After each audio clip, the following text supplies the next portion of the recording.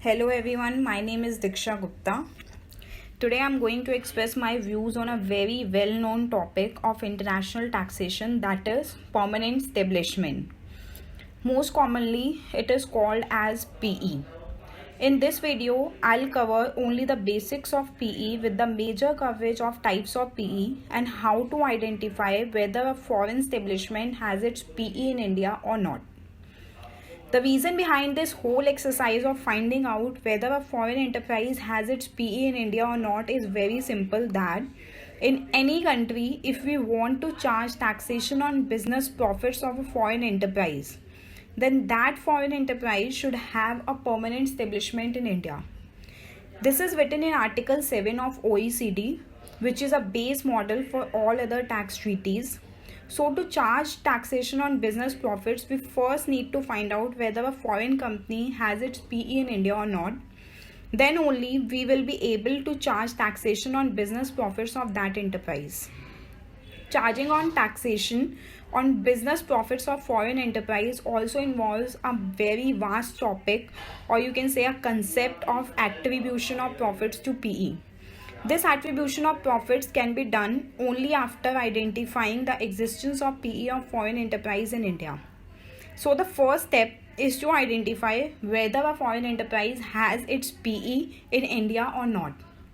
We will cover this first step in our presentation. With this background of PE, you will be more able to understand what steps do we need to take practically in order to charge taxation on business profits that are attributable to PE. So let's move on to our upcoming slides, where we will cover what are the types of PE and how to identify whether a particular business transaction of foreign enterprise establishes the PE in India or not. Now move on to the introduction part of permanent establishment. The word permanent establishment is very well defined in a landmark judgment of CIT versus Visakhapatnam Port Trust, as it is given that the words permanent establishment postulates the existence of a substantial element of an enduring or permanent nature of a foreign enterprise into another, which can be attributed to a fixed place of business in that country. It should be of such a nature that it would amount to a virtual projection of the foreign enterprise of one country onto the soil of another country.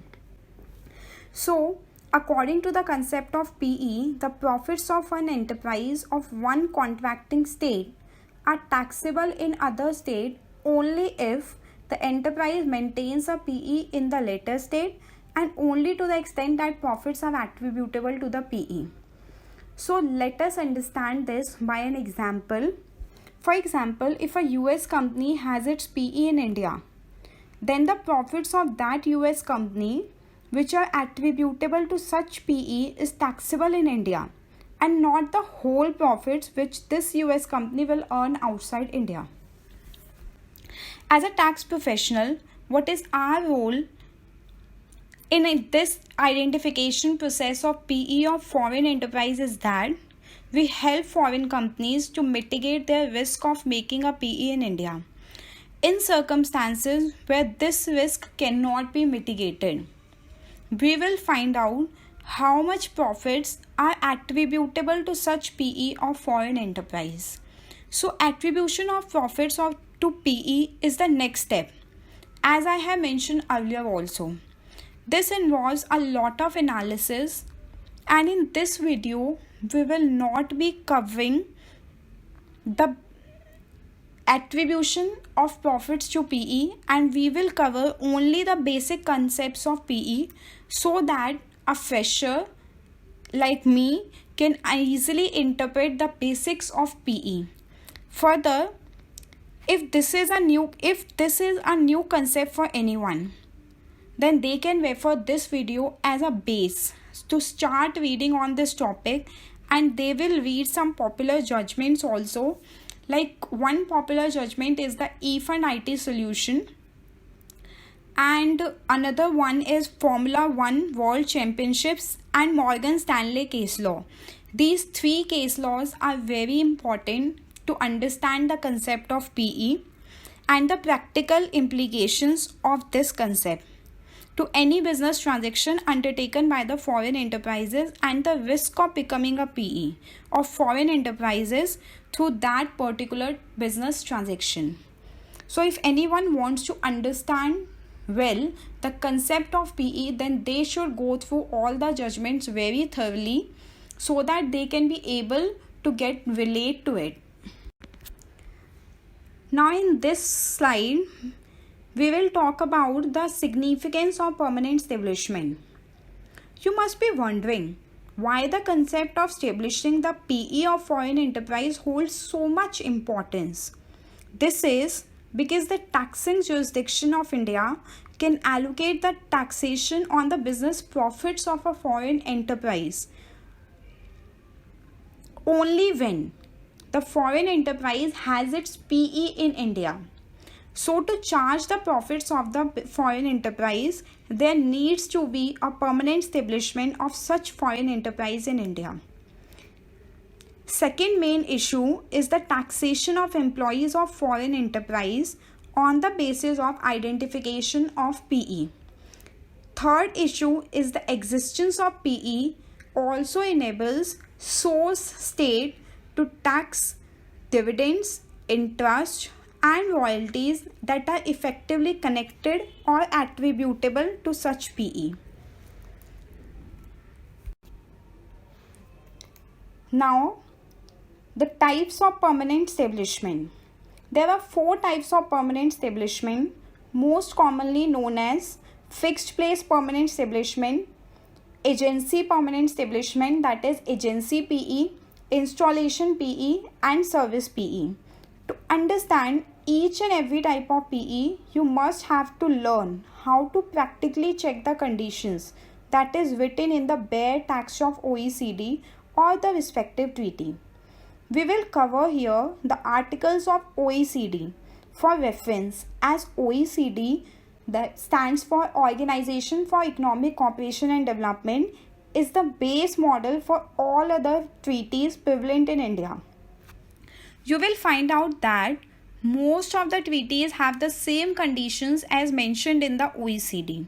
The permanent establishment in OECD is defined in Article 5. So let's start understanding the types of PE one by one, and we will try to relate it to the practical situation so that we can understand it in a better way. First type of PE that we will be covering is the fixed place PE. This is written in Article 5, Para 1 of OECD Model Convention. The exact words of OECD are, for the purpose of this convention, the term permanent establishment means a fixed place of business through which the business of an enterprise is wholly or partly carried on.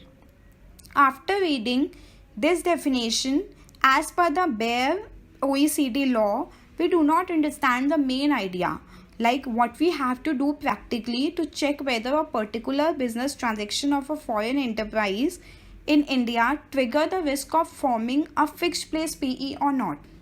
So to understand it in a better sense, we have to apply the 4 tests. As per OECD, a foreign company shall constitute a fixed place PE in India, and the following conditions need to be satisfied. First test is the place of business test. Second test is the disposal test. Third test is the fixed place of business, or you can say permanence test. And the fourth test is the business activity test. It is pertinent to note that all the aforesaid conditions are cumulative and are required to be satisfied in aggregate.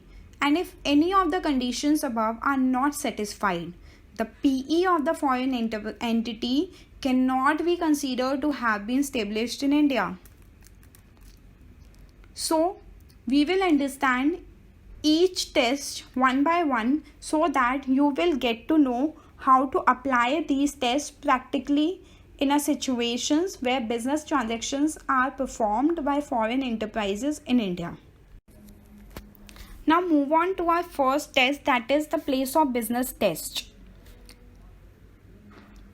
Place of business is any premise facility, machinery, office, branch, factory, warehouse, etc. used by a foreign company to conduct its business in India. Second test is the disposal test. It is essential that a foreign company has the right to use such place of business, that is, it should be at the disposal of the foreign company to constitute a fixed place PE in India. Now let's understand these two tests through an example. For example, a salesman regularly visits a major customer to take orders and meets the purchase director in his office. Does this transaction done by the foreign enterprise pass the disposal test? No. Since the customer's premises are not at the disposal of the enterprise, since the foreign enterprise has no right to use customer premise as his own office, so the disposal test fails. And if any one of the test fails, then that transaction do not trigger the fixed place PE of the foreign enterprise in India. The third test is the permanence test, or we can say it a fixed place PE test, fixed place of business. Permanence test, fixed place of business is, it is essential that there is a certain degree of permanence in relation to the business activities of the foreign company in India. That is, it should not be of a temporary nature. According to the OECD Commentary, if a foreign company maintains a place of business in another country for a period of more than 6 months, this is likely to constitute a fixed place PE. But this time period of 6 months is only of the recommendatory nature, and it is not always decided by this 6 months period.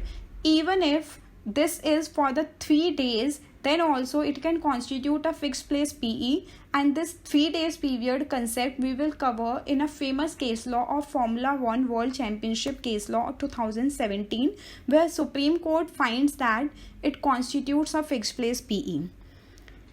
Now this is also described in the UN model in its commentary. However, there are certain exceptions, as we have covered the limited duration or 3 days concept as in the Formula 1, and second exception is the recurring activities, where OECD commentary indicates that in such a situation the number of times its place of business is used by the foreign company should be aggregated to determine the existence of a fixed place PE. So the best example of limited duration is the Formula 1 case law, which we will be going to cover in our upcoming slides. Now, the fourth and the last test is the business activity test. For a foreign company to constitute a PE, its business activities should be undertaken at a fixed place of business. As we have covered that there must be a fixed place of business that should be at the disposal of the foreign enterprise. Then that fixed place of business which is at the disposal of the enterprise, in that fixed place of business there must be some business activity which is going on.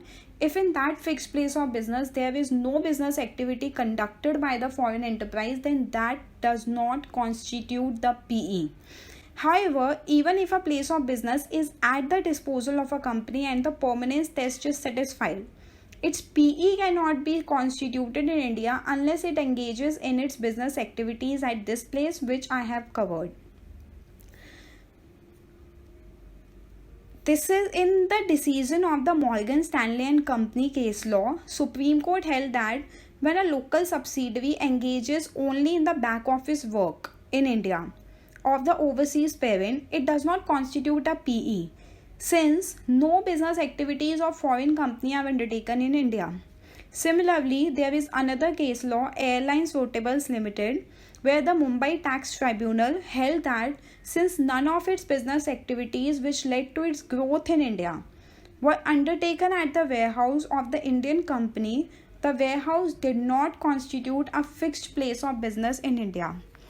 Now, after reading about all the 4 tests, you have get an idea that how we have to analyze each and every business transaction of foreign enterprise which they are performing in India by applying these 4 tests to identify whether there is any fixed place PE of that foreign enterprise or not. And the most important condition is that all the 4 tests need to be satisfied cumulatively to make a foreign fixed place PE of foreign enterprise in India.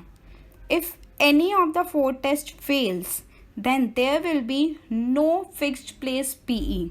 In this way, you have to practically apply all these tests to identify the risk of becoming a fixed place PE of foreign enterprise in India. Now, this is a very famous case law of Formula One World Championship.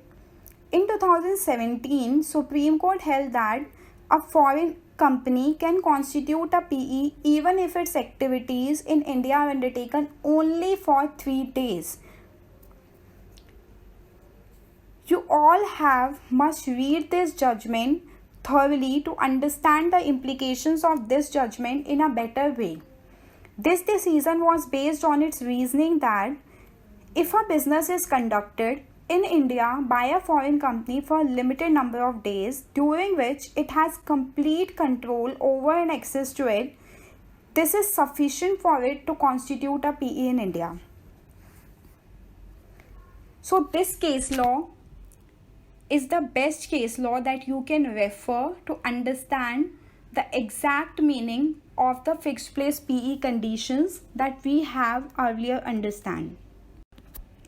Now moving on to the next type of permanent establishment, that is the agency PE. We first have to understand who is an agent. The primary condition for constituting an agency PE in India is the establishment of an agency relationship between a foreign company, that is principal, and its representative in India, that is called agent. That is, it is necessary that the agent will act on behalf of the foreign company in India. As we all know, there are 2 types of agent. One is the dependent agent and another one is the independent agent. There will be no agency PE if the agent is in the nature of independent agent and he is working like a general commission agent. But if he is a dependent agent, then the agency PE can be triggered. To get out of this loop of agency PE, even after becoming a dependent agent, we have one more solution, and that is the dependent agent performs his activities in the ordinary course of business. Ordinary course of business means doing his activities as the other agents in the industries are doing. In this way, even after becoming a dependent agent, we can eliminate the agency PE risk. To identify whether an agent is dependent or not, we have to check the legal and economic independence of the agent. This is described in the OECD model, that how can we get to know whether an agent is legally or economically independent or not, and how the activities can be conducted in the ordinary course of business. So an enterprise shall not be deemed to have a permanent establishment in a contracting state merely because it carries on the business in that state through a broker or general commission agent or any other agent of the independent status, provided that such persons are acting in the ordinary course of business. This is the same as we have covered in the independent agent definition. Now we are covering here is the agency PE, which is commonly described in Article 5, Para 4 and Para 5. The 3 situations which can trigger the agency PE are: the dependent agent has the authority to conclude contracts on behalf of the foreign company and habitually exercises this power, or it customarily maintains a stock of the foreign company or goods in India and regularly makes deliveries from this on its behalf, or it regularly secures order wholly or almost wholly for the foreign company or its group companies in India. According to the Indian tax treaties, if a dependent agent undertakes any of the following activities in the course of in the country on behalf of the foreign principal, a PE can be constituted in India. You can refer the famous case law Morgan Stanley and Company, eFund IT Solutions, eBay International AG, Mumbai IT 2012 case law to understand it in a better way, so that you will get an idea about what is an agency PE and how the agency PE conditions can be triggered. Now I want to explain the meaning of some of the words that are the phrase conclude contracts. The conclude contracts applicable if the person has sufficient authority to bind the foreign enterprise and decide the final terms. If the person can act independently without control from the principal, and if the person is authorized to negotiate all the elements and details of a contract. So to understand the phrase meaning conclude contracts is very important, as it is written the dependent agent must have the power to conclude contracts. The second word written here is or habitually plays the principal role leading to conclusion of contracts. To describe this word, I'll give you a brief example. For example, a person solicits and receives orders which are sent directly to the warehouse from which goods belonging to foreign enterprise are delivered, and where the enterprise routinely approves these transactions. So this involves the habitually, that the dependent agent habitually plays the principal role leading to the conclusion of contracts. So what we can do to eliminate the risk of becoming the agency PE in this situation is that the foreign enterprise rejects these transactions some of the time, so that it does not come under the routinely approves these transaction type of nature. Then the word habitually secures order. This means that if a person habitually represents to the person offering to buy goods or merchandise that acceptance of an order by such person constitutes agreement of the enterprise to supply goods or merchandise under the terms and conditions specified in the order. So these are some basic meaning of the three terms that are used in the agency PE. Now move on to our next type of permanent establishment, that is the construction PE. A building site or construction or installation project constitutes a permanent establishment only if it lasts more than 12 months as per the OECD model, and the time duration is 6 months as per the UN model. This time duration varies as per the respective DTAA applicable on the foreign enterprise. So for the time period, you have to refer the particular tax treaty or DTAA of the foreign enterprise, because OECD model is only a recommendatory kind of a model, and in the practical situation we have to refer the DTAA. Now a building site or construction or installation project includes a construction of roads or bridges, renovation, laying of pipelines, excavating or dredging, installation of new equipments in an existing building or outdoors, on-site planning and supervision of the construction of a building. These all the activities are included in the construction PE, and for the time period you have to refer to the respective tax treaty according to the tax jurisdiction of the foreign company. There is an important issue in the construction PE that is described in the OECD commentary on the measurement, and that is the measurement of the time period. In a case where the contractor subcontracts some part of a project, the time period spent by the subcontractor working on the building site must be considered as being the time spent by the general contractor on the building project. And if the subcontractor himself has a PE at that site, example, if the subcontractor time period exceeds 12 months or any of the time period as specified in the tax treaty, then that subcontractor also has a construction PE. So you have to understand all these concepts, or you have to apply all the conditions before understanding whether a particular business transaction is involving any risk of making a construction PE or foreign enterprise in India or not. Last type of permanent establishment which we will be covering is the service PE. When a foreign enterprise sends its employees in India for a work, then this triggers the risk of establishing the service PE. India's tax treaty provides that the service PE of foreign companies can be constituted in India if these enterprises provide services in the country through their employees or other personnel working under their control and supervision for a period exceeding the threshold delineated in the specific tax treaties.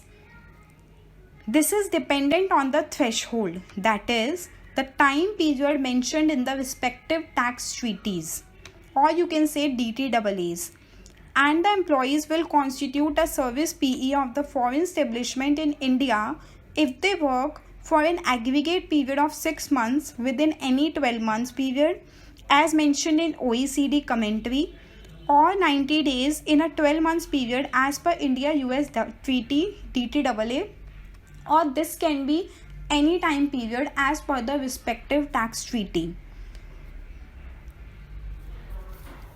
There is also a concept involved in the service PE is the stewardship, secondment and deputation.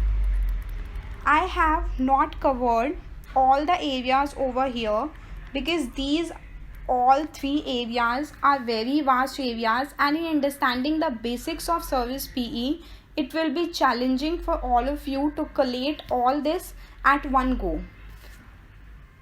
I can give you a small idea about what is called stewardship, what is called secondment and what is called deputation, so that while reading all the judiciary pronouncements, these three words will not be new to you.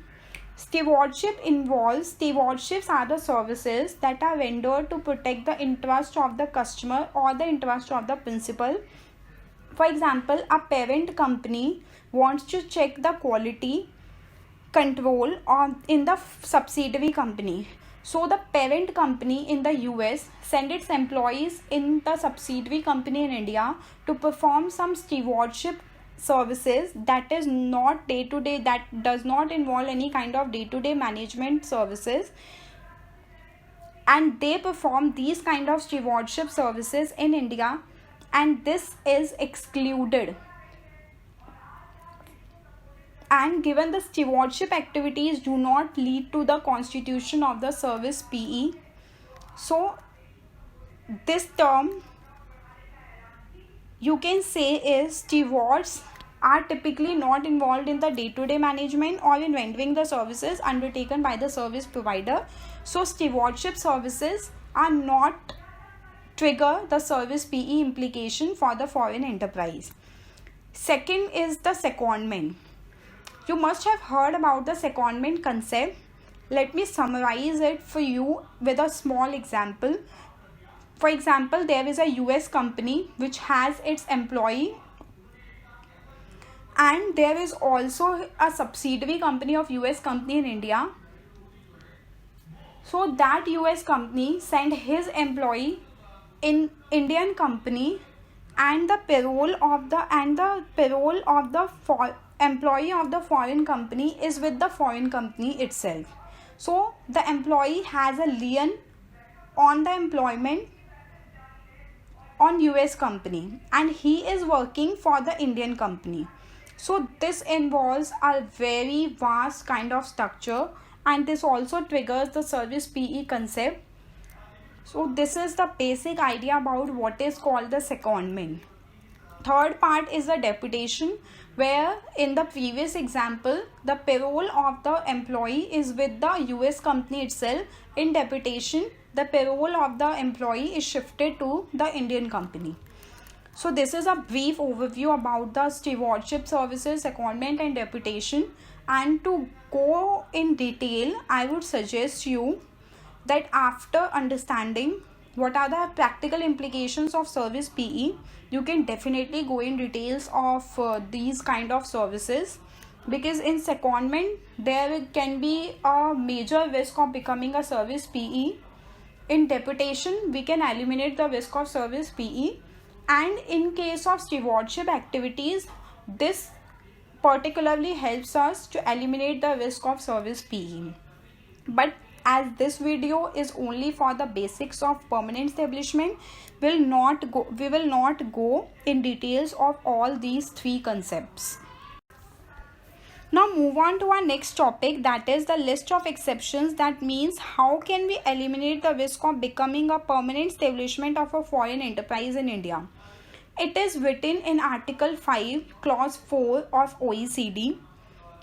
It starts with the word notwithstanding the preceding provisions of this article, the term permanent establishment shall be deemed not to include. So if a particular transaction comes under the ambit of fixed place PE or service PE, then also we can get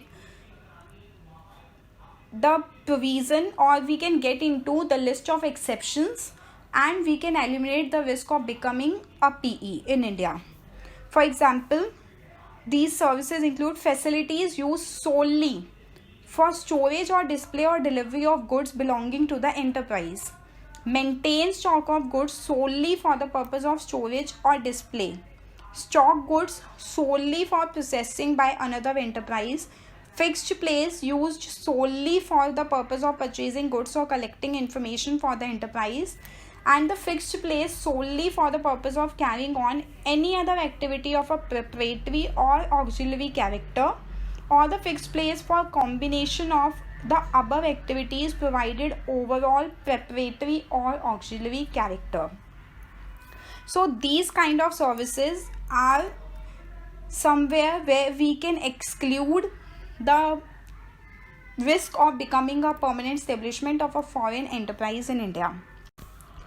Now move on to our last slide, which talks about the OECD commentary on Article 5, Para 7. In simple terms, this means that if a foreign enterprise has its subsidiary company in India,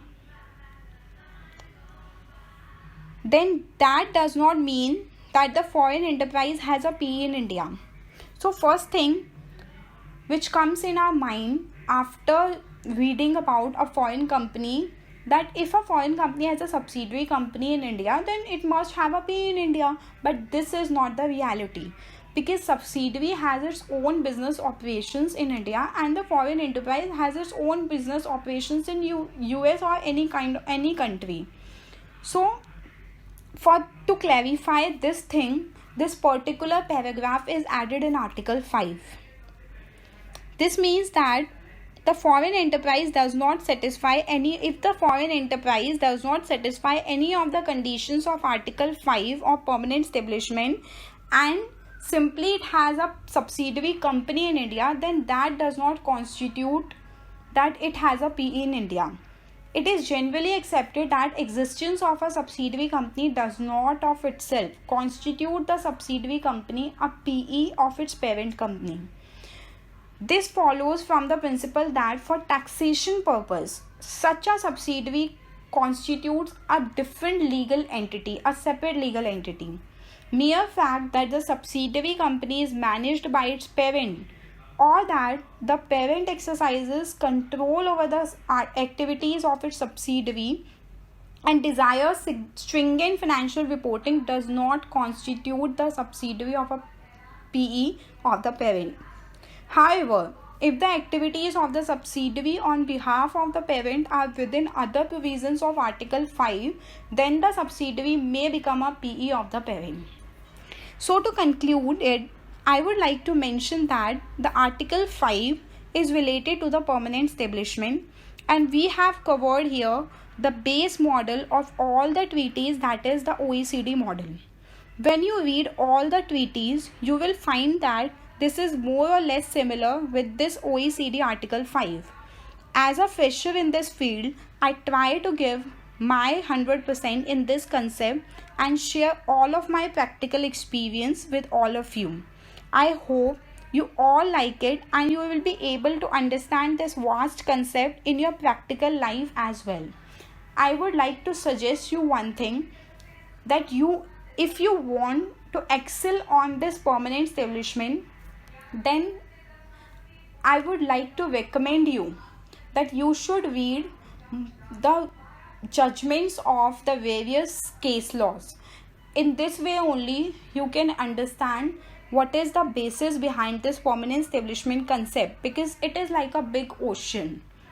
You cannot get an idea about the permanent establishment only after reading 1 or 3 slides, or only after reading 1 or 2 case laws. You have to read a lot to get idea of the basics, and after getting an idea of the basics you can be more able to practically apply it in real life situations or in the practical situation.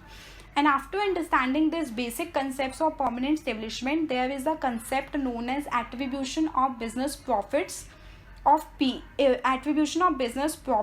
PE, which is covered in Article 7, which we have not covered here because this is the basics of PE presentation.